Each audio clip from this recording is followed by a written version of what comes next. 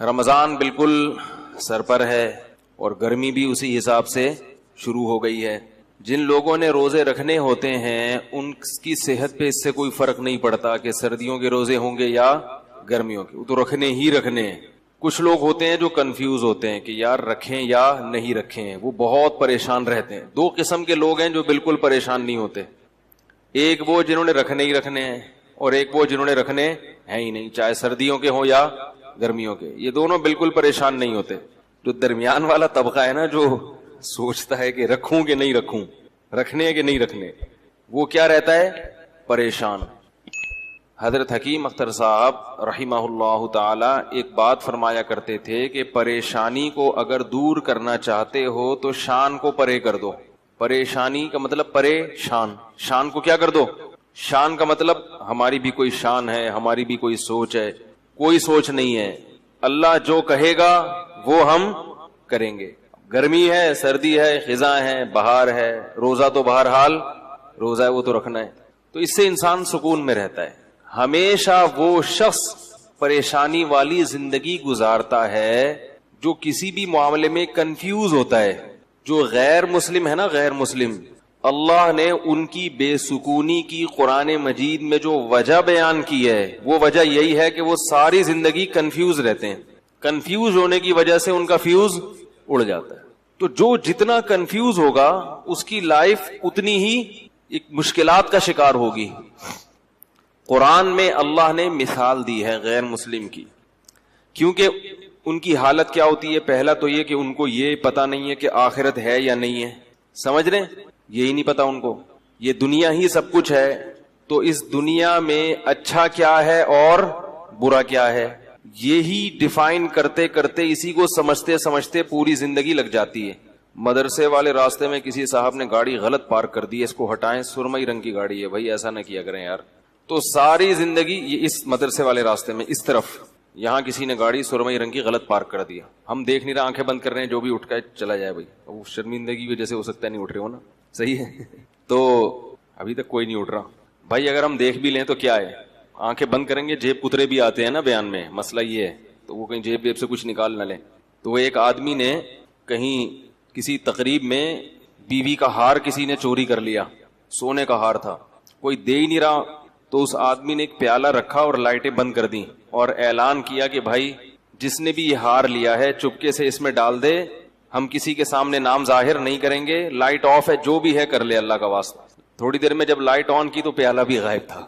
جو light on کی ہے تو بھائی جو چور ہے وہ اتنا شریف تھوڑی ہوگا کہ وہ رکھ کے چلا جائے. اس نے کہا چلو ایک چانس اور ملا ہے. تو پہلے میرا پروگرام تھا ہم آنکھیں بند کر لیں تاکہ جن صاحب نے گاڑی غلط پڑ لی, مجھے خیال آیا کہ یار آنکھیں بند کر کے کوئی مسئلہ نہ ہو جائے.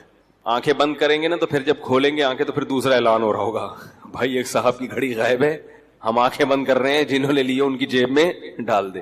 اچھا خیر, تو اللہ تعالی نے غیر مسلم کی حالت کو, کیونکہ میں پہلے عرض کر رہا تھا کہ جس کے پاس اسلام نہیں ہے اسے یہی نہیں پتا کہ یہی زندگی اصل ہے یا اس کے بعد بھی کوئی زندگی ہے. یہی اصل ہے تو اس میں اچھا کیا ہے اور برا کیا ہے, وہ ہمیشہ کنفیوز رہتا ہے. کبھی وہ سوچتا ہے کہ اچھا وہ ہے جس کو میرے والدین اچھا کہیں, لیکن اس کی فطرت اس کو قبول نہیں کرتی. بات بات پہ اس کے اپنے پیرنٹ سے بھی جھگڑے ہوتے ہیں. حقوق کیا ہیں, کس کے کتنے حقوق ہیں, دینے ہیں نہیں دینے, اسی جنگ میں لڑتے لڑتے ان کی عمریں پوری ہو جاتی ہے. اسی کنفیوژن میں کسی نے کنٹری کو خدا بنا لیا, ملک کو, لیکن وہ اس میں مطمئن نہیں ہوتا. اس سے جب سوالات پوچھے جائیں تو وہ خود پریشان ہوتے ہیں کہ بھئی یہ لکیریں بھی تو انسان کی کھینچی ہوئی ہیں. کسی نے یعنی حقوق کا سمجھ میں نہیں آ رہا اس کو کہ والدین کو رکھنا ہے کہ نہیں رکھنا, ان کے کیا حقوق ہیں. کسی نے دولت کو اپنا خدا بنا لیا. تو ایک چیز پھر یہ جتنے بھی مذہب والے لوگ ہیں نا, آہستہ آہستہ ایک طرف کو یہ جانے لگتے ہیں کہ بھئی اصل ہے پیسہ, کیونکہ اس سے تمام ضرورتیں پوری ہوتی ہیں. جس کے پاس پیسہ ہے اس کی چلتی ہے, جو چاہے گا وہ کر لے گا. لیکن اللہ تعالیٰ نے انسان کی صلاحیتیں محدود رکھی ہیں. پیسے سے ساری چیزیں حاصل نہیں ہوتی. پیسے سے ساری چیزیں حاصل ہوتی تو بہت سے پیسے والے لوگ, ان کو مٹھائی سے پرہیز نہ ہوتا. کیا خیال ہے؟ بہت سے پیسے والے لوگ گوشت سے ان کو پرہیز ہوتا ہے. بہت سے پیسے والے لوگ بہت ساری چیزوں سے محروم ہوتے ہیں, نیند کی گولیاں کھانی پڑتی ہیں. تو اسی کنفیوژن میں نا کہ صحیح کیا ہے غلط کیا ہے، اللہ نے اس کی ایک مثال دی ہے. فرمایا کہ کظلمات فی بحر اللجی یغشاہ موج من فوقہ موج من فوقہ سحاب. ایسی زبردست مثال ہے نا خاندانی، اس سے بہتر مثال غیر مسلم کی اور کافر کی دل کی حالت کو ڈیفائن کرنے کے لیے ہو ہی نہیں سکتی. خود یہ قرآن کی بہت بڑی بلاغت ہے. یعنی مجھے اور آپ کو اگر کہا جاتا کہ ایک آدمی حیران ہے، سرگردان ہے، اس کے پاس لائف اسٹائل ہے ہی نہیں کہ صحیح کیا ہے غلط کیا ہے، وہ روزانہ صبح اٹھ کے سوچتا ہے کہ میں صحیح سمت میں جا رہا ہوں کہ غلط سمت میں جا رہا ہوں، کیا کرنا ہے کیا نہیں کرنا، تو اس کی جو حیرانی ہے، پریشانی ہے، اس کو آپ مثال سے واضح کریں تو ہم کتنی ہی مثالیں لے کر آتے. قرآن نے جو مثال پیش کی ہے اس مثال سے بہتر مثال نہیں ملے گی. قرآن نے کہا کظلمات، کئی اندھیرے ہوں. مثال دی ہے اس کی پریشانی کو، جیسے آپ کسی روڈ پہ چل رہے ہیں، راستے پہ چل رہے ہیں، اب راستہ نظر ہی نہ آئے آپ کو، اگر یا آپ کو یہی نہ پتا ہو کہ میں جس راستے پہ چل رہا ہوں یہ میری منزل تک جا بھی رہا ہے کہ نہیں جا رہا. دیکھو آپ بائی روڈ کوئٹہ جا رہے ہیں، آپ نے گاڑی لے کے نکال لی، لیکن کوئی سائن بورڈ نظر نہیں آ رہا جو بتا رہے کہ یہ کوئٹہ یہاں سے اتنے کلومیٹر ہے. کوئی سائن بورڈ یہ نہیں بتا رہا کہ یہ حیدرآباد جا رہے ہیں. اب آپ چلتے چلے جا رہے ہیں تو ہر لمحہ آپ کی ٹینشن بڑھتی چلی جائے. یار میں دور ہو رہا ہوں یا قریب ہو رہا ہوں، یہ کہیں ایسے ہی تو نہیں قیامت تک چلتا ہی رہوں گا میں. جیسے وہ جنازہ لے کے چلے تھے نا چرسی، نئے لوگ بھی آتے ہیں نا، ایک چرسی کا انتقال ہو گیا، چرسی کی موت ہو گئی، تو باقی چرسیوں نے کہا یار اس کا کیا کریں، پیسے ویسے تو ہوتے نہیں دفنانے کے. انہوں نے کہا فی الحال لے کے چلو دیکھتے ہیں کیا کرنا ہے. چرسیوں میں بڑا ایکا ہوتا ہے آپس میں.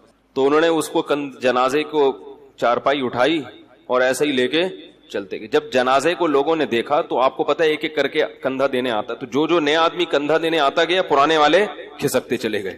ٹھیک ہے، اب رش لگ گیا لوگوں کا، جنازہ ہے بھائی، جا رہے ہیں پتہ ہی نہیں کہاں جانا ہے. شہر ختم ہو گیا. خیال یہ تھا کہ بھائی شہر کے باہر قبرستان ہوگا، اس کے لواحقین کہیں گے اب یہاں کو ٹرن مارو ادھر کو ٹرن، لیکن چلتے جا رہے. جس نے کٹنا تھا کٹ گئے، جو آخر میں 4 آدمی رہ گئے وہ تو نہیں جنازہ اتار سکتے، وہ جا رہے ہیں. کافی دیر بعد ان کو خیال آیا کہ یار اس کو اتارنا کہاں ہے بھائی، اس کو اتارنا کہاں، کس کا ہے یہ، کون ہے، کس کا ابا ہے، کس کا بیٹا ہے، کس کا بھائی ہے، کس کا چاچا ہے، کس کا ماموں ہے، پتہ ہی نہیں چل رہا. تو چلتے چلے جا رہے ہیں. تو آپ کو منزل ہی کی خبر نہ ہو کہ جانا کہاں ہے تو آپ چلتے چلے جائیں گے اور ٹینشن آپ کی بڑھتی چلی جائے گی. جیسے اس جنازے کی چارپائی والوں کی ٹینشن بڑھ رہی تھی، یار کدھر ٹکائیں اس کو. تو اللہ نے مثال دی ہے کہ ظلمات فی بحر، فرمایا بہت سارے اندھیرے ہوں اور کوئی شخص سمندر کی تہ میں ہو. فی بحر لجی، سمندر بھی بہت زوردار لہروں والا گہرا سمندر جس کی گہرائی میں بہت زیادہ اندھیرا ہوتا ہے. وقت بھی رات کا ہو.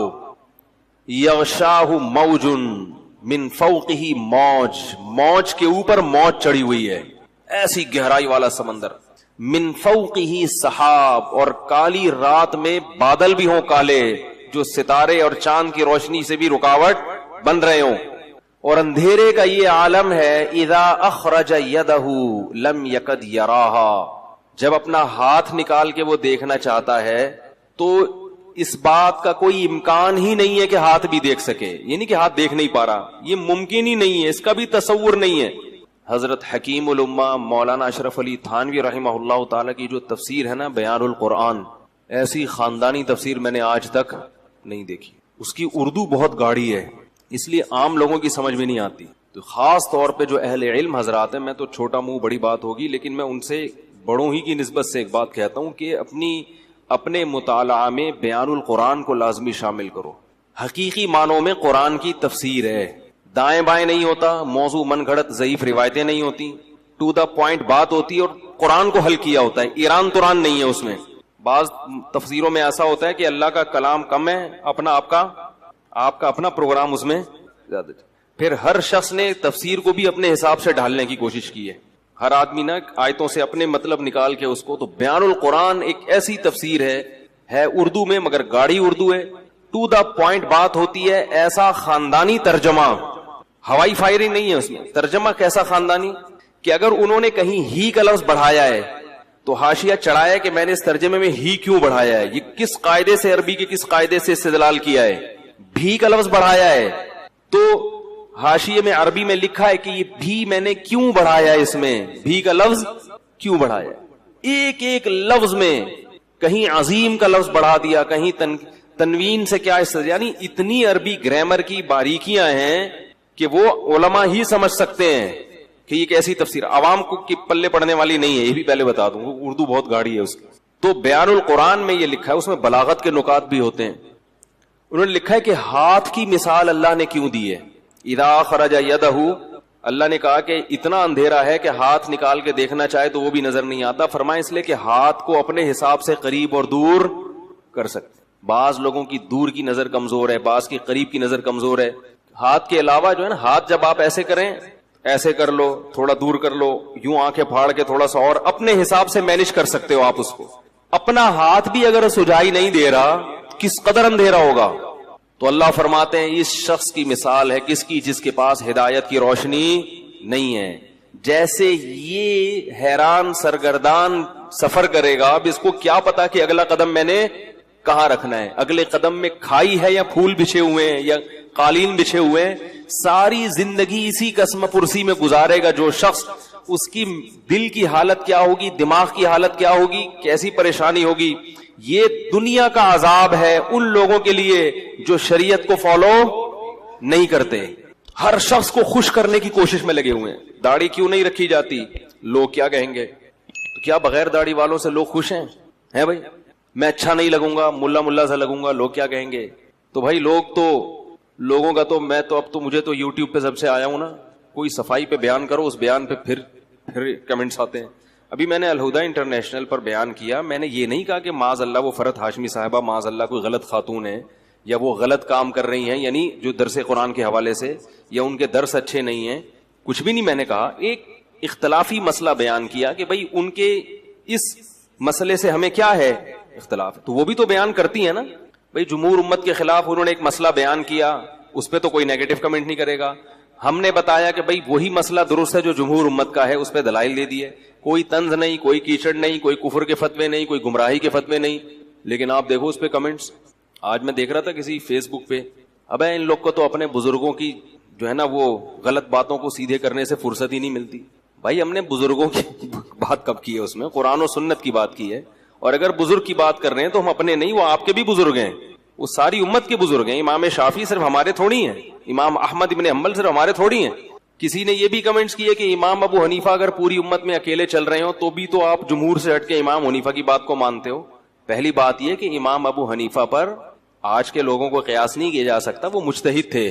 دوسری بات یہ کہ امام ابو حنیفہ کے بھی بہت سے اقوال ایسے ہیں جن کو حنفیوں نے ترک کیا ہے, جو پوری امت سے الگ تھے. میں ان کی مثال دوں گا تو بات لمبی ہو جائے گی.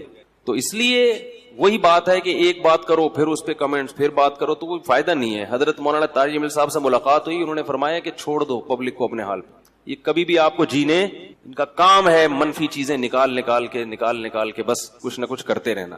تو یہ کوئی اختلاف کی مسئلہ, اختلاف اور فرقواریت کی بات نہیں ہے کہ ایک عالم اگر اپنی رائے بیان کرے دلائل سے دوسرے کے احترام کے ساتھ, تو اس کا یہ مطلب نہیں ہوتا کہ ہم دوسرے کو غلط سمجھ رہے ہیں یا سارے سلسلے غلط ہیں, بس میں ہی جنت میں جاؤں گا باقی سارے کہاں جائیں گے, جہنم میں. ایسا یہ مقصد نہیں ہوتا.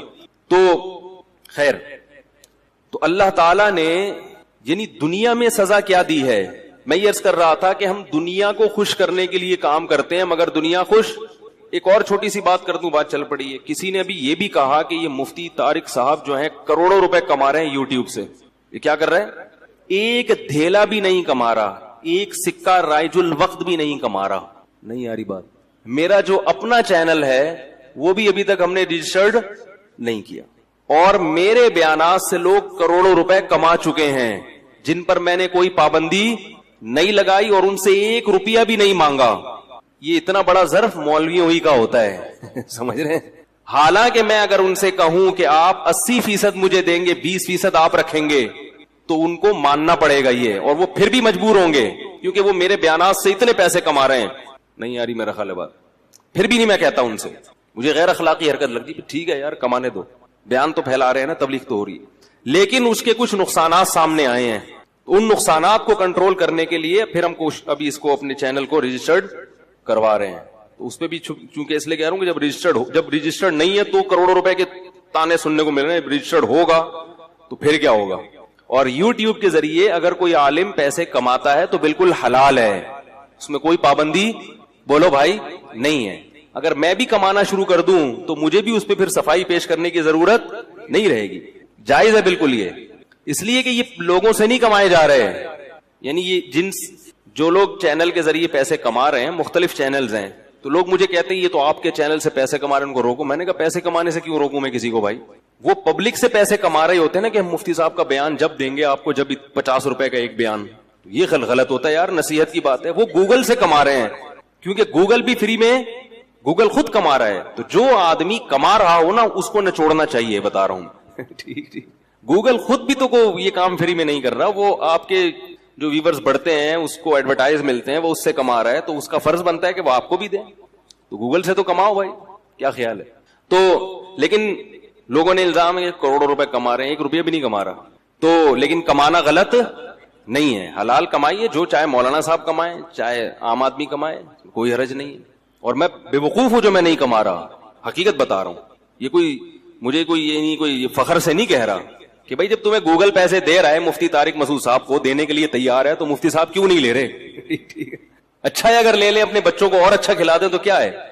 लेकिन बात यह कि हमारे पास टाइम ही नहीं है, फुर्सत ही नहीं है इन चीजों के सोचने की कि भाई ये तो अब इतनी जो हमारा शेड्यूल है वो लाइफ का इतना टफ है कि ये भी नहीं पता चलता कि हमारे फायदे की क्या क्या, दुनियावी फायदे की क्या क्या चीजें हैं जिनसे हम फायदा। मेरे कुछ छोटे मोटे बिजनेस भी हैं, उन बिजनेस का जो मैंने बेड़ा गर्क किया हुआ है ना, मुझे कभी कभार मैं अपने आप बोलता हूं तुम मुझे तो तन्हाई में मिलो, धमकी दे। मैं बिजनेस नहीं बताऊंगा क्योंकि मैं यहां अपने कारोबार की पब्लिसिटी के लिए नहीं बैठा हुआ, लेकिन ऐसा बेड़ा गर्क किया हुआ है उस बिजनेस का मैंने, कस्टमरों की ऐसी की तैसी की हुई है कि वो कहते हैं यार या तो मुफ्ती साहब ये कारोबार छोड़ दो वरना हमें जलील ना किया करो। समझ रहे हैं ना, जो बंदों के मैंने जिम्मे लगाया हुआ वो बस छोड़ें, वो बात से बात निकल जाएगी। इसलिए कि हमारे पास फुर्सत, हमारे हजरत ने नसीहत की थी कि दीन के काम में जुट जाना, अल्लाह ताला रिस्क की जरूरतें खुद बहुत पूरी करेंगे। कोई ऐसा कमाई का जरिया हो ना जिससे आपके दीनी एक्टिविटीज में कोई फर्क ना पड़े, वो तो ठीक है। कहीं भी मुझे टाइम देना पड़ता है ना किसी कारोबार के लिए, बिजनेस के लिए, टाइम के अलावा मेरे पास सब कुछ है, टाइम नहीं दूंगा मैं। टाइम मैं अपने कामों में खर्च करूंगा, जो अल्लाह टूटा फूटा हमसे दीन का काम ले रहा है उसमें खर्च करेंगे, क्योंकि वो अगर हम उसमें लग गए ना तो फिर तो हमें जरूरत क्या थी भाई मौलवी बनने की। खैर, तो तंज एतराज, पता नहीं नेगेटिव बातें, कोई या रसूल अल्लाह पे क्लिप, कोई फलाने पे क्लिप, सफाइयां पेश कर करके थक गए भाई। हम उनको काफिर नहीं कहते, अल्लाह के बंदो, उनके पीछे नमाज, उसके पीछे ज़कात, उसके पीछे रोजा, यही चल रहा है। तो वही हजरत की बात याद आती है, भाई काम में लगे रहो। अच्छा ये भी है कि वो अभी मैं गया तो फैसलाबाद में बड़ी स्टाइलिश वीडियोस आई हैं मेरी, मुफ्ती साहब की ये स्टाइल हाथ का ये जा रहा है, वो ना तकरीर करना, ये स्टाइल, मैं खुद देख के हैरान हो गया। मैंने कहा कोई फिल्म है या कि मुफ्ती साहब का बयान। उस पर भी बाज लोगों ने, बाज को वाकई बदगुमानी भी होती है कि यार ये क्या फिल्मी हीरो की तरह इन्होंने शुरू कर दिया है, के लिए बनाते हैं, समझ रहे हैं। अब मुफ्ती साहब को कहीं घोड़े पे बैठे हुए देख लिया, अभी मैं झंग गया था, 2 घंटे घोड़सवारी की अल्हम्दुलिल्लाह, 10 किलोमीटर घोड़े पे चला हूं मैं। बहुत सख्ती से मना किया, किसी ने वीडियो अपलोड फुल स्पीड में भगाया है, वो जो एबटाबाद वाला है ना स्लो मोशन, वो नहीं, खानदानी भगाया घोड़ा, ऐसी स्पीड में घुड़सवारी, वो शौक है मुझे। वीडियो अपलोड करने से मना किया सख्ती से, किसी ने नहीं करनी, क्योंकि कोई फिल्म के हीरो थोड़ी है हमको मुफ्ती साहब ये स्टाइल में आ रहे हैं, अब घोड़े पे यूं करके बैठे हुए हैं। लेकिन फिर भी लोग अपने चैनल की पब्लिसिटी के लिए क्या करते हैं, बोलो भाई अपलोड कर दो। अलबत्ता बाज मर्तबा मैं खुद अपलोड होने देता हूं ताकि लोगों के, बाज वीडियोज ऐसी हैं ताकि लोगों के जहनों में जो मौलवियों का गलत तस्वुर बैठ गया है ना, ये दीनदारों का, वो तस्वुर निकले। समझ रहे हैं, वो समझते हैं कि बस ये दुल्हन की तरह मस्जिद में आए, ऐसे 4 आदमी इनको पकड़ के लेके जाएं और खरामा ये ना चल सकते हैं, ना दौड़ सकते हैं, ना घुड़सवारी। उससे नौजवान लोगों को तबलीग भी मकसद होती है कि ऐसी पॉजिटिव एक्टिविटीज में अपने औकात को, बोलो भाई, सर्फ करो, घुड़सवारी करो, स्विमिंग करो। देखो मुफ्ती साहब मौलवी होके घोड़े पे दौड़ रहे हैं, कमबख्त माए बच्चों को ताने दे, वो देखो मौलवी हैं, वो मौलवी होके घुड़सवारी पे, उनके बच्चे देखो कितने हैं माशाल्लाह, वो इतने बच्चों के बाप होके घोड़े पे दौड़ रहे। तू कमबख्त 18-19 साल का, तुझे सोफे से उठ नहीं सकता तू अपने सहारे पे, पुलिस बलवानी पड़ती है तुझे धक्के लगाने के लिए। तो थोड़ी गैरत दिलाएं माएं अपने बच्चों को, बाप अपने बेटों को, तो ये भी हमारे दीन का हिस्सा है। तो इसलिए जो यही है कि वो چلتا رہے گا یہ سارا سیٹ اپ. تو خیر, تو اللہ تعالیٰ نے کیا مثال دی, ہمیں یس کر رہا تھا کہ ہم بھی کیا کرتے ہیں. کافر تو مکمل کنفیوز ہوتا ہے, مسلمان آدھا تیتر آدھا بٹیر.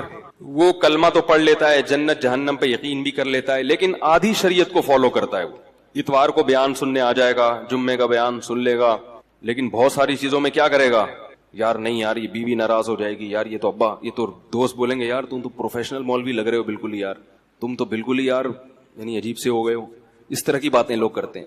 تو ایسے لوگ یہ سمجھتے ہیں کہ ہم لوگوں کو خوش کر کے سکون کی زندگی گزاریں گے, حالانکہ وہ سکون کی زندگی نہیں گزار سکتے. کیوں؟ قرآن نے اس کو بڑا اچھی مثال سے سمجھایا ہے. فرمایا ضرب اللہ مثلا رجلا فیہ شرکاء متشاکسون ومثلا ورجلا سلما لرجل. فرمایا بتاؤ ایک آدمی ایسا ہے جس کے کئی آقا ہوں, کئی محبوب ہوں, اور وہ کئی محبوب بھی ایسے ہیں جن کے مزاجوں میں آپس میں بڑا اختلاف ہو. کئی محبوب ایسے ہیں جن کے مزاجوں میں آپس میں, مثال دیتا ہوں, کسی کی 4 بیویاں اور چاروں اپوزٹ دماغ کی ہیں, تو وہ ڈپریشن کا مریض بنے گا کہ نہیں بنے گا؟ چاروں کو خوش رکھنا اس کے لیے ممکن ہوگا ہی نہیں. چاروں کا مزاج بالکل الگ, چاروں پھڈے باز. وہ کہتی ہے میری دعوت قبول کرو, میرے ہاں ناشتہ کرو, کہہ رہی ناشتہ آپ نے میرے یہاں ہی کرنا ہے. تیسری کہہ رہی ناشتہ تو آپ کا باپ بھی میرے یہاں کرے گا. چوتھی کہہ رہی ہے ناشتہ روزانہ کس کے گھر ہوگا, میرے. ایک کے ابا ایس ایچ او ہیں, ایک کے ڈی ایس پی, ایک کے آرمی میں کرنل ہیں, اور ایک کے ابا علاقے کے ناظم ہیں بھائی, اور ہول سیل کے حساب سے سالے بھی ہیں. اب چاروں کا مطالبہ کیا ہے, ناشتہ کس کے یہاں ہوگا؟ آپ کہو گے بھائی ناشتہ تمہارے ہاں, لنچ تمہارے ہاں, ڈنر تمہارے ہاں. کوشش کرو گے نا؟ نہیں. متشاکسون, جھگڑالو, نہ ضدی. بول دیا ناشتہ آپ نے کہاں کرنا ہے, ادھر کرنا ہے. پھٹے گا کہ نہیں پھٹے گا؟ یہ ٹینشن سے بولے گا بھائی 4 پراٹھے تھوڑی کھا سکتا ہوں میں, چلو ادھر بھی ناشتہ کر لیا, ادھر بھی کر لیا, ادھر بھی, پھر لنچ میں یہی پھڈے بازی. تو چاروں کو خوش رکھ سکتا ہے؟ بولو بھائی, نہیں رکھ سکتا. ایک کہہ رہی ہے مجھے اپنے ساتھ سفر پہ لے کے جاؤ, دوسری کہہ رہی ہے اس دفعہ سفر پہ میں نے جانا ہے, تیسری کہہ رہی ہے اس دفعہ تو ان دونوں نے جانا, میں نہیں جانا ہے. وہ قرآن اندازی کرے گا نہیں, قرے کو ہم نہیں مانتے, چلو بیگم تمہیں اس دفعہ تمہیں لے جاتا ہوں, اگلے چکر میں تمہیں نہیں, اسی دفعہ میں نے بھی. متشاکسون کا مفہوم سمجھا رہا ہوں آپ. پھڈے باز, ہر ایک کی خواہش ہے کہ ابھی میری جو چاہت ہے اس کو پورا کرو. بھائی آپ پورے ہو جاؤ گے, اس میں نہیں ہو سکتا. 4 دوست ہیں, کوئی بھی 4 محبوب ہیں, یا 3 ہیں, یا 2 ہیں, یا کئی سارے ہیں. اللہ فرماتے ہیں یہ شخص کبھی بھی سکون کی زندگی, بولو بھائی. آپ کہیں گے پھر میں 4 کی ترغیب کیوں دیتا ہوں جب سکون اللہ خود کہہ رہے ہیں. بھائی وہ اس لیے کہ ایسا ہوتا نہیں ہے کہ چاروں, ایک کا ناشتہ کر لو, ایک کے لنچ کر لو, ایک کے ڈنر کر لو, اگلے دن پھر ناشتہ یہاں کر لو. تو باریاں شریعت نے اسی پھڈے سے بچنے کے لیے, پھر بھی نہیں ہے تو پھر جاؤ ڈاکٹر کو دکھاؤ. ایسا بھی ہوتا ہے بعض دفعہ. ہم کب کہتے ہیں کہ لڈو کھانے کی نیت سے کرو, ہم تو کہتے ہیں بھائی جہاد ہے, پٹو گے, ٹھیک ہے, یہ تو ہم پہلے کہتے ہیں. ثواب ملے گا مگر پٹنے کا الگ ملے گا اور شادی کا الگ سے ملے گا. تو ضرورت ہے معاشرے کی. تو اللہ تعالیٰ فرماتے ہیں کہ ایک آدمی ہے ایسے ہیں جس کے محبوب ہیں, جس کے کئی خدا ہیں. ایک خدا کو خوش کرتے ہو, دوسرا خدا ناراض ہو جاتا. دوسرا وہ ہے سلام الرجل, جس کا صرف ایک آقا ہے, اس کو پتا ہے صرف میں نے اس کو خوش کرنا ہے, اس کی چاہتوں کو پورا کرنا ہے. فرمایا بتاؤ هل یستویان مثلا, کیا سکون اور اطمینان میں دونوں برابر ہو سکتے ہیں؟ آج مسئلہ یہ ہے کہ ہم نے ایک اللہ کو محبوب حقیقی بنایا ہی نہیں ہے.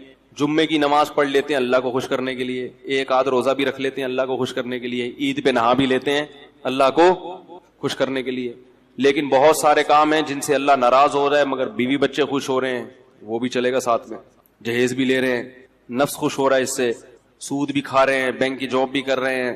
رمضان میں جس دن دیکھا کہ یار ذرا آج بڑا مشکل لگے گا, آفس میں دل نہیں لگے گا اگر میں نے کچھ کھایا پیا نہیں, تو روزہ گول. ایک صاحب کا میرے پاس فون آیا کہ حضرت میں وہ 11 بجے آفس آیا ہوں, میں نے سوچا تھا کہ اگر گرمی سخت ہوئی تو چھوڑ دوں گا, گرمی کم ہوئی تو رکھ لوں گا, تو 11 بجے میں نیت کر سکتا ہوں, آج موسم اچھا ہے. میں نے کہا یار تم عجیب آدمی ہو, رکھنا ہے بھائی یہ تو رکھنا ہی رکھنا ہے. تو کبھی کسی کو معبود کبھی کسی کو معبود, تو اس سے لوگ کیا ہوتا, اور یہ سب کیا ہیں, ایک دوسرے کے مخالف بھی ہیں. ساری مخلوق کو, سارے انسانوں کو آپ کبھی بھی خوش, سارے رشتہ داروں کو خوش نہیں کر سکتے. اماں کو خوش کرو تو بیوی ناراض, بیوی کو خوش کرو تو اماں ناراض, بہنوں کو خوش کرو تو بیگم ناراض. عجیب سا حساب چل رہا ہے. تو کہیں بھی نہیں ہو سکتا. اس لیے ایک قانون بنا دو بھائی, ہمارا رب کون ہے؟ اللہ ہے. سب سے پہلے وہ ہے, باقی سب اس کے بعد.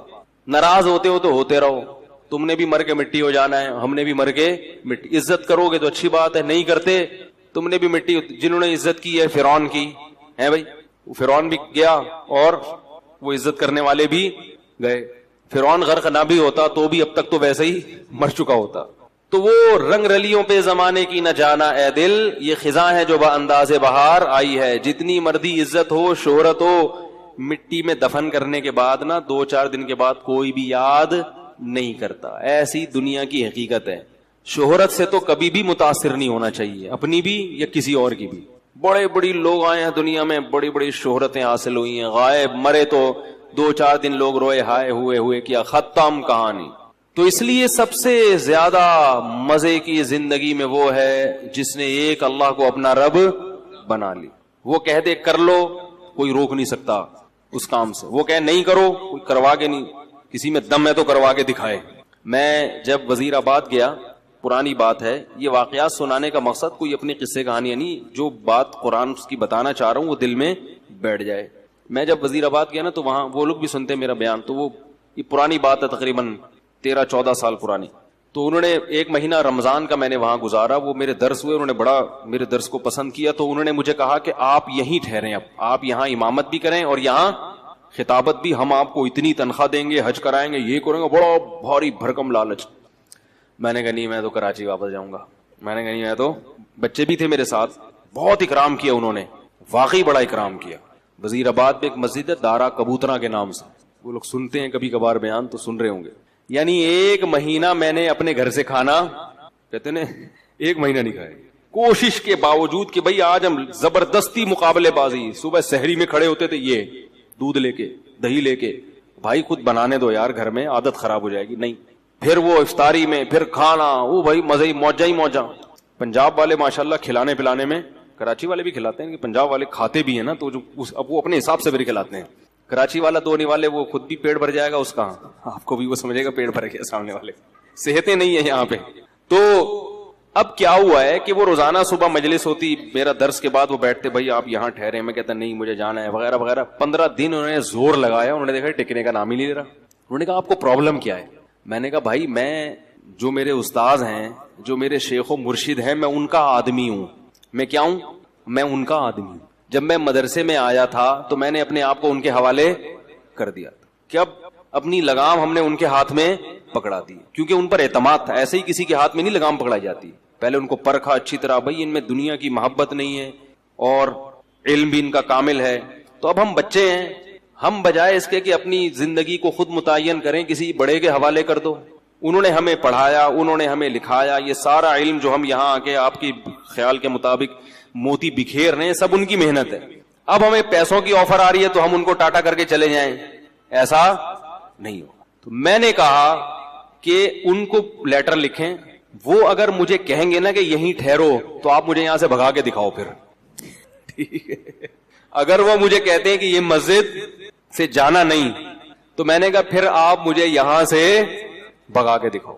اور اگر وہ کہتے ہیں کہ یہاں نہیں رہنا, میں نے کہا آپ زنجیریں باندھ لو, مجھے جیسے موقع ملے گا میں وہ کاٹ کے بھاگ جاؤں گا. بے لگام اونٹ جو ہوتا ہے نا, شتر بے مہار, کبھی ادھر بھاگ رہا ہے کبھی ادھر بھاگ رہا ہے, وہ کسی کام کا نہیں ہوتا. جڑے پہلے مرکز متعین کرنے میں ٹائم لگائے, ایسا نہیں کہ کسی پہ بھی اعتماد کر کے اپنی زندگی کی لگام اس کے ہاتھ میں دے دی, ایسا نہیں ہے. پرکھنا پڑتا ہے, جانچنا پڑتا ہے. میں نے کہا ہمیں اپنے بڑوں پر الحمدللہ بھرپور اعتماد ہے. 8-10 سال ان کی صحبت میں ہم نے گزارے ہیں. میرا یہ خیال ہے کہ مجھے ان سے زیادہ بہترین لوگ اس دنیا میں مل ہی نہیں سکتے تھے. اللہ نے پتہ نہیں والدین کی کون سی نیکی قبول کی, ایسے لوگوں کے پاس ہمیں پہنچا دیا. تو اس کی برکتیں ہیں, اللہ تعالیٰ ٹوٹا پھوٹا کام لے رہا ہے. تو اس سے دیکھو یہ فائدہ کیا ہوا مجھے, کہ خیالات منتشر نہیں ہو رہے, سکون آ گیا طبیعت میں. بھائی وہ کہیں گے تو کر لیں گے, نہیں کہیں گے تو نہیں کریں گے. ورنہ انسان سوچتا, میں نے ایسے لوگوں کو بھی دیکھا, علماء کو بھی, جو پریشان کہ کیا کریں اب, ان کی زندگی بھی کس میں گزر رہی ہے, پریشان. پھر پیسے کی محبت آ جاتی ہے, یار دین کے تو یہ والے, اس میں پیسہ زیادہ ہے تو ادھر چلو. جب پیسے کی طرف آئے تو پھر پیسہ اصل مقصد بن گیا, تباہ ہو گئے. تو ہمیشہ انسان کی سکون کس میں ہے, کہ وہ اس کو یہ پتا ہو کہ میں نے کس ٹریک پر زندگی گزارنی ہے. اس میں سکون ہے انسان کی طبیعت میں. آرام سے سکون سے. اکابر پرستی الگ چیز ہے. اکابر پرستی کا مطلب یہ کہ آپ کے بزرگ کچھ بھی الٹا سیدھا کریں آپ نے ان کو صحیح کرنا ہے. ایسا نہیں ہے الحمدللہ, یہ نہیں ہے. ہمارے بڑوں سے بھی بعض, ہماری کوئی حیثیت نہیں ہے لیکن بعض چیزوں میں ہم بول دیتے ہیں کہ بھئی یہ والی رائے ہماری نظر میں, میرے شیخ تو 4 شادیوں کے قائل نہیں ہیں, میں نے اس میں اپنے شیخ کی مخالفت کی ہے. ٹھیک ہے, وہ نہیں قائل ہے اس کے, وہ کہتے ہیں زمانے میں, میں نے کہا نہیں ہونی چاہیے, میری دلائل ہے, اس پہ کتاب ہے. میں کہتا ہوں بھائی مجھے ان دلائل کا کوئی جواب دے. شیخ کے بارے میں یہ تصور کہ بھائی وہ دوسرے کاموں میں مشغول ہیں, دین کے کاموں میں, ان کو اس ٹاپک پر سوچنے کا موقع, اگر وہ سوچتے تو وہ بھی یہی کہتے ہیں جو میں کہہ رہا ہوں. نہیں موقع ملا تو چھوڑو ان کو اپنے حال پہ, آپ اپنا. لیکن ان کا بھی ظرف اتنا بڑا ہے کہ ان کو بھی پتا ہے کہ اس کی ایک اس بارے میں رائے ہے, اور جو چیز حلال ہے اس میں وہ پابندی. تو یہ بھی تو سلیکشن ہے نا ہماری, کہ ایسے لوگوں کو ہم نے سلیکٹ کیا ہے. ان کو بھی پتا ہے کہ حدود سے, مرید کو اپنے حدود اللہ سے باہر. بعض شیخ کیا کرتے ہیں, مرید نے شادی کی خانقاہ سے کک آؤٹ, یا مرید نے کوئی ٹوپی ٹرینڈ نہیں کروائی تو خانقاہ سے کک آؤٹ. تو بھائی یہ ٹرینڈ وینڈ یہ جو ہے شریعت تھوڑی ہے, یہ تو حدود اللہ پر قائم. خیر, تو سکون کس میں ہے؟ سکون ایک کو بڑا بنانے میں, اور وہ اصل کون ہے؟ اللہ. اس کو بڑا بنا لو, زندگی خدا کی قسم بڑی مزے کی گزرے گی. حضرت معاویہ رضی اللہ تعالی عنہ نے حضرت عائشہ رضی اللہ تعالی عنہا کو خط لکھا کہ اے, یعنی اپنی ماں کہہ کے خطاب کیا کہ آپ مجھے کوئی نصیحت کریں. حضرت عائشہ تو حضرت معاویہ سے عمر میں بہت چھوٹی تھی, مگر جانتے تھے کہ پیغمبر کی زوجہ ہیں اور ہماری ماں ہیں, تو ان سے نصیحت لے رہے ہیں. فرمایا نصیحت مختصر ہو, جامع ہو, مختصر ہو. حضرت عائشہ نے نصیحت کی کہ جو لوگوں کو خوش کرنے کے لیے اللہ کو ناراض کرتا ہے, اللہ اس کو لوگوں کے حوالے کر دیتے ہیں, اور پھر لوگ بھی اس سے خوش نہیں ہوتے. اور لوگوں کی ناراضی کی پرواہ کیے بغیر اللہ کی رضا میں لگا رہے تو لوگ بھی کیا ہو جاتے ہیں؟ بالآخر خوش ہو جاتے ہیں. اس طرح کا مفہوم ہے, پورے الفاظ نہیں ہے یہ. تو ایک کو اگر اللہ خدا بنا لیا جائے نا, بس وہی ہے, تو سب سے پہلا فائدہ کیا ہوتا ہے زندگی میں؟ سکون. آپ کو منزل کا پتہ چل جاتا ہے.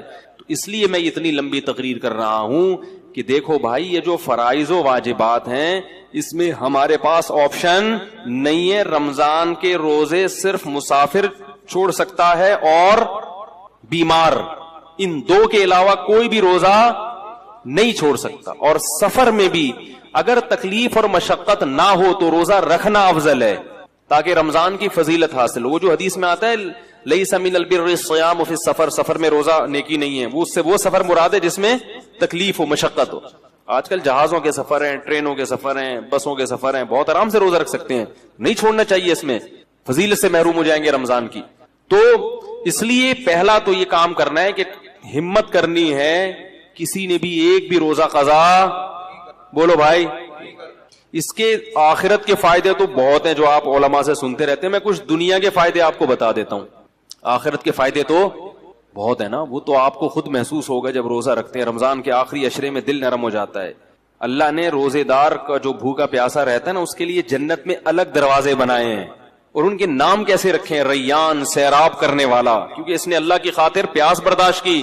اللہ اس کو اپنی دست رحمت سے سیراب کریں گے الگ سے. اور یہ عبادت مسلمانوں کے علاوہ کسی اور کے پاس نہیں. کہیں آپ نے دنیا میں سنا کہ فلاں قوم کے ہندوؤں کے روزے آئے ہوئے, سارے ہندو بھوکے پیاسے؟ کہیں بھی نہیں. وہ رکھتے ہوں گے شاید, کوئی ان کے پنڈت رکھ لیتے ہو, نہ سکھوں میں نہیں. مسلمانوں کا جیسے ہی رمضان آتا ہے پوری دنیا میں ایک بہاریں چھا جاتی. یہ اس کی علامت ہے کہ اسلام زندہ اور جیتا جاگتا مذہب ہے, زندہ مذہب ہے, تھکا ہوا مرا ہوا بیمار مذہب نہیں ہے. پوری دنیا میں ہلچل مچ جاتی. جو روزے نہیں بھی رکھتے نا, وہ تھوڑے سے ٹریک پہ وہ بھی کم از کم افطاری میں تو بیٹھ ہی جاتے ہیں, وہ بھی. یہ اللہ کی بڑی رحمت ہے. ٹھیک ہے, یعنی اثر تو ان کی زندگی میں ہی پڑتا ہے نا, ان کی بھی کھانے پینے کی ٹائمنگ تھوڑی سی چینج ہو جاتی ہے. تو روزے کے اخروی فائدے کیا ہیں وہ تو ایک الگ بات ہے. روزے کی صحت کو کیا فائدے ہوتے ہیں, اگر وہی آپ لوگ کو پتا چل جائیں تو میں کہتا ہوں وہی چیز ایسی ہے جو انسان سے روزے رکھوا دے. بھوکا رہنا صحت کے لیے انتہائی مفید ہے. پہلی بات یاد رکھو, بھوکا رہنے سے صحت کو کوئی نقصان نہیں ہوتا, کوئی نقصان نہیں. وقتی نقصان کو نقصان نہیں کہتے ہیں. دیکھو جب آپ ایکسرسائز کرتے ہو, صبح صبح اٹھ کے جاگنگ کرتے ہو, وقتی نقصان تو اس میں بھی آپ کی انرجی یوٹیلائز ہو گئی, آپ تھک گئے, پسینہ نکلا, تھکاوٹ, سانس پھول گیا, تھوڑی دیر تک آپ سے ہلا بھی نہیں جائے گا. یہ نقصان نہیں ہے. کیوں؟ یہ وقتی نقصان ہے جو آپ کو آگے بڑے بڑے نقصانات سے بچا رہا ہے. ہوتا ہے کہ نہیں ہوتا؟ تبھی ڈاکٹر کہتے ہیں ایکسرسائز کرو, یہ کرو, وہ کرو, ہلو جلو. آپ کو یار میں نیچے پڑا ہوا ہوں تو میری انرجی کیا ہو رہی ہے؟ اسٹور ہو رہی ہے. ٹھیک ہے, کیا کرنا ہے اسٹور کر کے؟ بھائی انرجی کو یوٹیلائز کرو. تو ہماری انرجی یوٹیلائز ہونے کے بہت سارے طریقے ہیں, انرجی سرو ہونے کے بہت سارے, وہ سارے طریقے صحت کے لیے ضروری ہیں. مثلاً انرجی کو سرو کرنے کا دیکھو, اس کی میں مثال دیتا ہوں. دریا میں پرانا پانی نکلتا ہے تو نیا پانی, بول لو یار, آئے گا نا. اگر دریا میں پانی کھڑا رہے کہ پانی اسٹور ہے, دریا طاقتور ہو, نہیں ہوگا, سڑ جائے گا, کیڑے پڑ جائیں گے. پانی نکلے گا, پرانا پانی کنویں سے پرانا نکلے گا تو نیا پانی آئے گا. کنواں بھرا رہے گا. کنواں خالی جب ہوگا جب پرانا نکل رہا ہے اور نئے پانی کی جگہ نہیں ہے, یہ پیچھے نیا پانی ختم ہو گیا ہے. تو ہماری جو انرجی ہے نا, یہ دریا کے پانی کی طرح ہے, یہ سرو ہوتی رہے گی, یوٹیلائز ہوتی رہے گی, اور نئی خوراک جسم میں جاتی رہے گی. تو یہ دریا کی طرح ہمارا بلڈ کیا کرے گا؟ سرکولیٹ کرتا رہے گا اور تازہ ہوتا رہے گا. تو میرا ایک بیان تھا نا کہ جو خواتین نسل روکتی ہیں ان کی صحت خراب ہو جاتی ہے, اس میں بھی میں نے یہ بات سمجھائی ہے کہ نسل جب بڑھتی ہے اور خوراک صحیح ملتی رہے عورت کو, تو وہ بلڈ جو ہے نا نیا تازہ بنتا ہے, دوبارہ سے وہ فریش ہو جاتی ہے اور ان کی صحت زیادہ اچھی ہوتی ہے بنسبت ان خواتین کی جو بچوں کی پیدائش کو روک لیتی ہیں. وہ جلدی بوڑھی ہو جاتی ہیں. لیکن یہ ضروری ہے کہ خوراک پراپر ملتی رہے, اس لیے کہ آپ کنویں سے پانی تو کھینچ کے نکال رہے ہیں, نیا پانی زمین میں ہے ہی نہیں, پھر تو وہ ختم ہو جائے گا. ورزش کرنے والا آدمی کھاتا ہے نہیں اور ورزش کرتا رہتا ہے, وہ تو سوکھ کے, یا کسی خاتون کے بچوں کی ولادت تو ہو رہی ہے مگر پراپر خوراک نہیں مل رہی, مل بھی رہی ہے تو غلط ناقص خوراک مل رہی ہے. اس کو کھجور اور دودھ, جو ایک میں اکثر مثال دیتا ہوں, بتاتا رہتا ہوں, بھائی کھجور اور دودھ جو ہے نا یہ اپنی خوراک کا حصہ بنا لیں, بچوں کا بھی, خواتین کا بھی, خاص طور پہ جو خواتین بچوں کو فیڈ کرا رہی ہیں یا جو پریگنینسی ہے جن کو, کھجور اور دودھ اس قسم کی چیزیں کھانی چاہیے. نبی صلی اللہ علیہ وسلم نے کھجور کو پاکیزہ پھل قرار دیا ہے. پاکیزہ کا مطلب کیا ہے؟ یہ بادی نہیں ہے, اس سے خراب خون پیدا نہیں ہوتا, اچھا صالح خون پیدا ہوتا ہے, اس سے پیغمبروں کی خوراک ہے. تو اب میں یہ عرض کر رہا تھا کہ ہماری انرجی جو سرو ہوتی ہے اس کے بہت سارے اللہ نے طریقے رکھے ہیں جو سارے ضروری ہیں. ایک طریقہ یہ کہ آپ ورزش کریں, اس سے انرجی. ایک طریقہ یہ جسم سے پسینہ نکلے. ایک طریقہ یہ ہے کہ آپ جو ہے عورت کے لیے جیسے بچے کو فیڈ کرائے, اس سے بھی انرجی سرو ہوتی ہے. اس کی نکاح کے بعد انسان کی انرجی زیادہ خرچ ہوتی ہے. تو یہ سارے طریقے. اس طرح حجامہ جو کرایا جاتا ہے, خون نکالا جاتا ہے, اس سے بھی آپ کی صحت. بھائی آپ ویسے کسی کو خون دیں, سب ڈاکٹر کہتے ہیں خون دینے سے صحت خراب نہیں ہوتی, بلکہ میں ایسے لوگوں کو جانتا ہوں ہر 6 مہینے میں خون دے رہے ہیں اور 10 سال سے ان کو کوئی بیماری نہیں ہوئی ہے. ہر 6 مہینے میں خون دے دیتے ہیں, کیونکہ پرانا خون نکلتا ہے, نیا بنتا ہے, تو بیماریوں کو ڈیرا جمانے کا موقع ملتا ہی نہیں ہے. اسی طرح یاد رکھیں کہ کچھ وقت کے لیے سپلائی کو روک لینا, خوراک کی سپلائی کو روک لینا, تاکہ میدا جو ہے نا, میدا اور ہماری باڈی, وہ جتنے ہمارے جسم میں فاسد مادے ہیں ان کو استعمال کر کے کام میں لے آئے, کچرا جل جائے, سمجھ آئی, تاکہ بیماری کے جتنے امکانات تھے وہ سارے امکانات کیا ہو جائیں, ختم ہو جائیں. تو یہ بھی ہماری صحت کے لیے اتنا ہی ضروری جتنا ایکسرسائز کرنا ضروری ہے. اف, کیسے سمجھائیں یار, ہے نا کئی ہفتوں. تو کیا ہوتا ہے, ہم جب کھا رہے ہیں, پراٹھے بھی کھا رہے ہیں اور پتہ نہیں کیا کیا کھا رہے ہیں, جائیدادیں بھی کھا رہے ہیں, بہن کی وراثت بھی کھا رہے ہیں, بیوی کا مہر بھی کھا لیا, رشوت بھی کھا لی, اور کیا کیا کھا لیا. اب وہ تمام چیزیں ہماری ایکسرسائز سے یوٹیلائز نہیں ہوتی. یہ غلط فہمی ہے. ایکسرسائز ہر چیز کا آخری حل نہیں ہے, پھر بھی وہ کہیں نہ کہیں کونے کھانچوں میں رہ جاتے ہیں. اب میں دیکھو میڈیکل سائنس کی زبان نہیں استعمال کروں گا کیونکہ میں ڈاکٹر نہیں ہوں. بعض لوگ کہتے ہیں ڈاکٹروں کی جگہ آ کے نا بڑے فنٹر گیری کر رہے ہیں, ان کو کیا پتا. تو میں تو اپنی زبان میں آپ کو سمجھاؤں گا نا, یا جو بالکل سادہ زبان میں, کیونکہ میں ڈاکٹر تھوڑی ہوں. لیکن یہ صحت کے بنیادی اصول ہیں اور یہ ڈاکٹر بھی کہتے ہیں. آپ سرچ کرو, آپ کو پتا چلے گا. جو گوروں کی بنائی ہوئی ویب سائٹس ہیں ان میں آپ جاؤ جو اوتھینٹک ہیں, وہ بھی اس بات کا اقرار کرتے ہیں کہ روزہ رکھنا انسان کی صحت کے لیے انتہائی ضروری. آپ کو پتا ہے گورے اس پر آ رہے ہیں کہ ہفتے میں 5 دن کھاؤ, 2 دن فاسٹنگ. یہ بالکل اسلام ہے. نبی صلی اللہ علیہ وسلم نے ہفتے میں 2 دن روزہ رکھنے کا حکم دیا, سنت ہے, پیر اور جمعرات کا روزہ. گورے بھی یہ تحقیق کر رہے ہیں کہ 5 دن کھاؤ, 2 دن بولو بھائی ناغا کرو. تو ہوتا کیا ہے کہ جب ہم بھوکے رہتے ہیں, وقتی طور پہ کمزوری ہوتی ہے, روزے میں ظاہر ہے کمزوری ہوتی ہے, ایسے فریش نہیں ہو. اثر کے بعد تو ایسے مرجے سے میں دیکھتا ہوں اثر کی نماز میں جو وہاں بیٹھا ہوا ہے تو ادھر بیٹھا ہوا ہے, کوئی کسی پہ اعتراض نہیں کر رہا, اور بعض دفعہ اس میں یہ بھی ہوتا ہے کہ چونکہ بھوک پیاس ہوتی ہے کمزوری، تو کمزوری میں انسان کو غصہ زیادہ آتا ہے، تھوڑا سا چھیڑ دو تو ایسا چھڑے گا پھر وہ کھڑی کھڑی سنائے گا. دیکھیں دودھ کی دکانوں پہ، پکوڑوں کی دکانوں پہ افطاری کے وقت میں بڑے پڈے ہو رہے ہوتے ہیں. تو ہوتا کیا ہے، وقتی نقصان ہوتا ہے کہ کمزوری ہوتی ہے جسم میں، لیکن ہماری باڈی وہ سارے غلیظ مادے آہستہ آہستہ کھانا شروع کر دیتی، نتھر جاتا ہے جسم. 1 مہینے تک یہ پروسیس جب ہوتا ہے، اس کا سب سے بڑا فائدہ کیا ہوتا ہے، آپ کینسر کی بیماری کو کئی کلومیٹر دور دھکیل دیتے ہیں. کینسر ہے کیا؟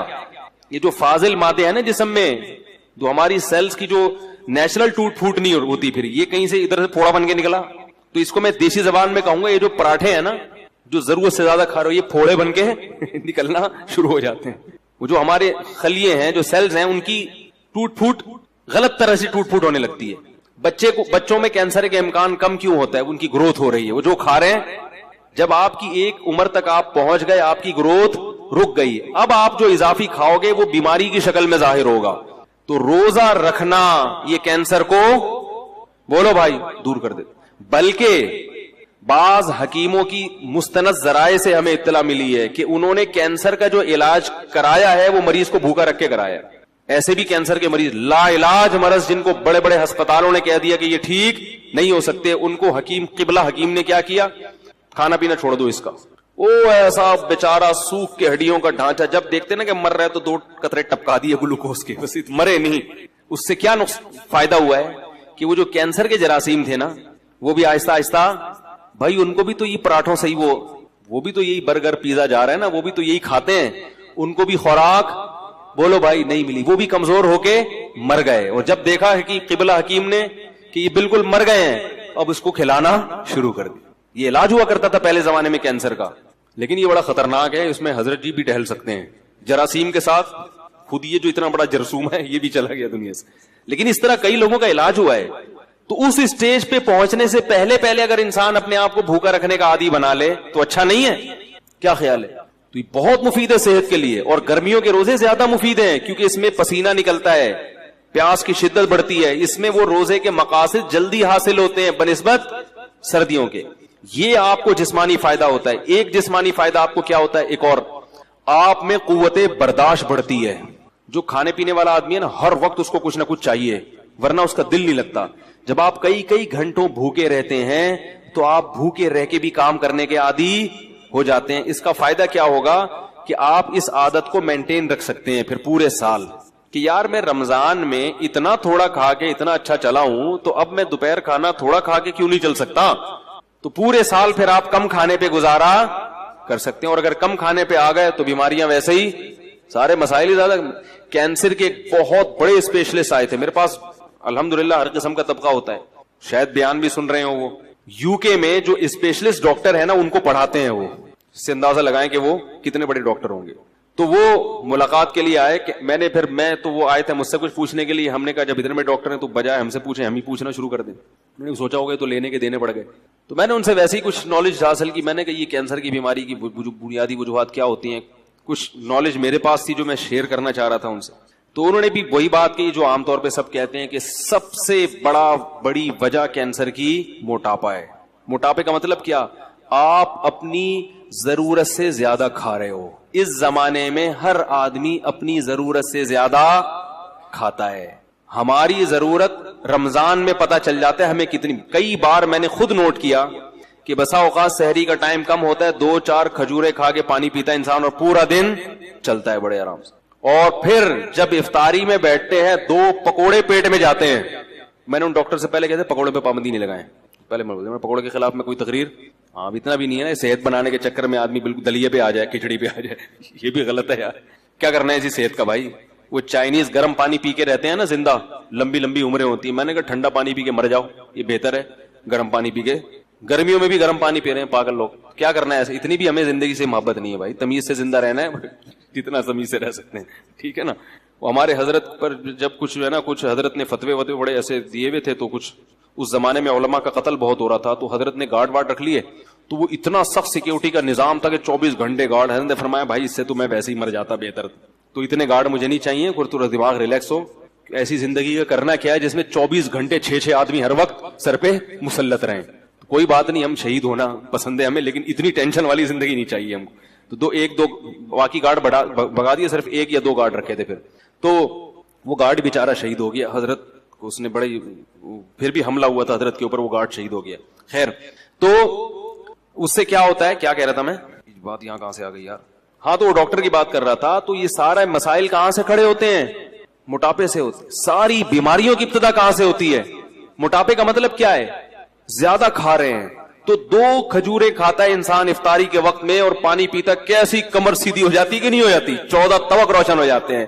اس سے پتہ چل جاتا ہے کہ ہمیں زندہ رہنے کے لیے اور چلنے پھرنے کے لیے, باڈی کو رن کرنے کے لیے اتنا کھانے کی ضرورت, بولو بھائی, نہیں ہے جتنا ہم کھا رہے ہیں.